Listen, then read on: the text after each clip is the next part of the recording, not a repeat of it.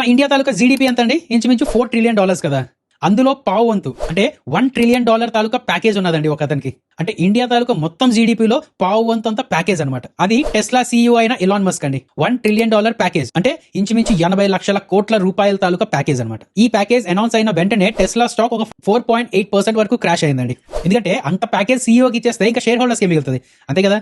But ఒకసారి ఆగండి, ఇప్పుడు మీరు విన్నంత నెగిటివ్ న్యూస్ అయితే కాదు ఇది. ఎందుకు అనేది డీటెయిల్స్ లోకి వెళ్తే తెలుస్తుందండి. అయితే దానికన్నా ముందు ఇలాంటి వీడియోస్ ఇస్తున్న మన రూపాయి యూట్యూబ్ ఛానల్ అలాగే టెలిగ్రామ్ ఛానల్ లో జాయిన్ అయ్యి నోటిఫికేషన్స్ ఆన్ లో పెట్టుకోండి. రైట్, ఈ $1 ట్రిలియన్ తాలూకా ప్యాకేజీ తాలూకా డీల్ ఏంటంటే ఇది ఎలాన్ మస్క్ కి వచ్చే శాలరీ ఆర్ఎల్స్ బోనస్ కాదండి, పర్ఫార్మెన్స్ బేస్డ్ ఇన్సెంటివ్ ప్లాన్ అనమాట. ఇప్పుడు ఈ టెస్లా తాలూకా మార్కెట్ క్యాపిటలైజేషన్ $1.48 ట్రిలియన్.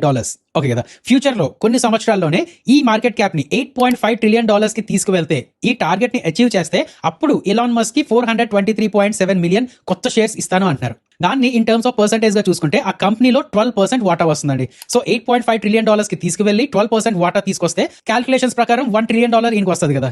ఇదే డీల్ అనమాట. 75% ఆఫ్ ద షేర్ హోల్డర్స్ ఈ డీల్ కి ఒప్పుకున్నారండి. ఆ డీల్ జరిగిన తర్వాత ఇంచుమించు 5% వరకు ఫాలో అయింది. ఆ ఫాలో అవడానికి రీజన్స్ ఏంటంటే, ఒకటి డైల్యూషన్ కన్సర్న్స్. అంత డైల్యూట్ అయిపోతుంటే షేర్ హోల్డర్స్ ఏం మిగులుతుంది చెప్పండి. రెండు, కీ మ్యాన్ రిస్క్. ఒకవేళ నిజంగా అది జరిగితే ఫ్యూచర్ లో 25% or else 29% taluka stake Elon Musk దగ్గరే ఉంటుంది. సో అంత కాన్సన్ట్రేషన్ ఆఫ్ పవర్ అనేది మంచిది కాదు, కీ మ్యాన్ రిస్క్ వస్తుంది అని చెప్పి భయపడుతున్నారండి.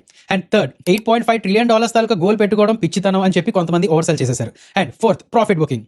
నార్మల్ గా చూసుకుంటే ఇది మంచి న్యూసే. ఎందుకు? సీఈఓకి ఒక టార్గెట్ ఇచ్చారు, ఈ కంపెనీని బాగా ముందుకు తీసుకెళ్ళండి అని టార్గెట్ ఇచ్చారు. ఆ టార్గెట్ అచీవ్ అయితే ఒక 12% వాటా అతనికి ఇచ్చేస్తున్నారు. బట్ మిగతా వాటా అంతా షేర్ హోల్డర్స్ కే కదా. సో నార్మల్ గా చూసుకుంటే ఇది మంచి న్యూసే అండి. అయినా సరే ఫాలో అవడానికి రీజన్ లా చెప్పాలి అంటే, ఇప్పటి వరకు ఇది ఒక రూమరే, బట్ ఇప్పుడు యాక్చువల్ న్యూస్ లో ఉంది కాబట్టి by on rumour cell on news అనే కాన్సెప్ట్ యూస్ చేసుకుని ప్రాఫిట్ బుకింగ్ చేసుంటారు అని చెప్పి కూడా అంటున్నారు అనమాట. సో చూద్దాం అండి ఏం జరుగుతుంది ఏంటనేది చూద్దాం. యాజ్ ఆఫ్ నో టెస్లా తాలూకా కార్స్ అని వీటి మీద ఉంటే సరిపోదు. మేబీ ఈ టెస్లా అనేది ఏఐ లోకి, రోబోటిక్స్ లోకి ఎంతలా బ్రేక్ త్రూ చేస్తుంది ఏంటి అనేది చూస్తూ ఉండాలండి. నెక్స్ట్ హైప్ అంతా అక్కడే వచ్చే ఛాన్సెస్ ఉన్నాయి.